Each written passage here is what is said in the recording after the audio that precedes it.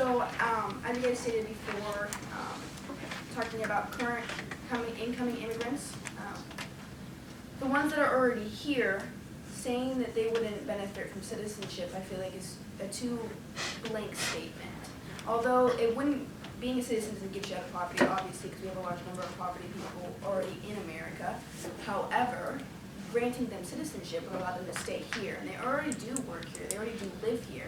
Unlike people who are in poverty or don't have jobs in America currently, immigrants a lot of times already do work, including children and their parents. Everyone consistently works. So by allowing them citizenship, all we're doing is allowing them to stay here legally and with their families. It's not going to help them in any way to get out of poverty, I guess, in some way or sorts, but they do have more access to things that they originally wouldn't have, like college, health care, insurance, things like that they would need in their life to be able to be sustainable.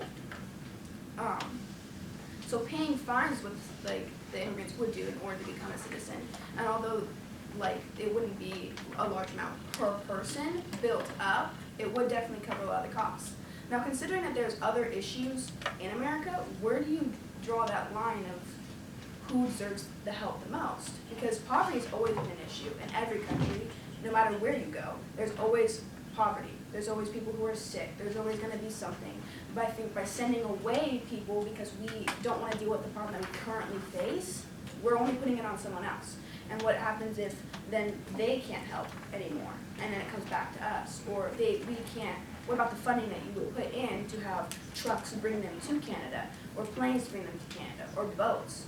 When that money could be put into making them citizens, who the immigrants who are already here and only want to reform to American society.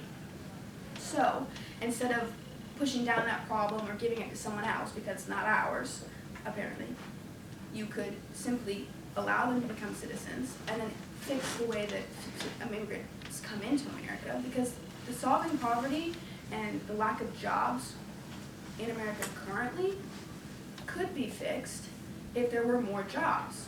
And immigrants coming in would create more jobs, up to 2 million, if not more. That's only in the first 10 years.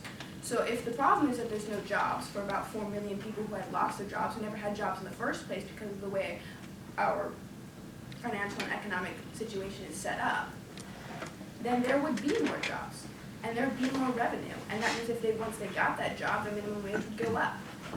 So I think that having immigrants become citizens would be the best thing for not only them, but for our country as a whole. And by solving the problem that we originally had before pushing it off onto someone else as if it isn't ours, I think would be careless. Okay.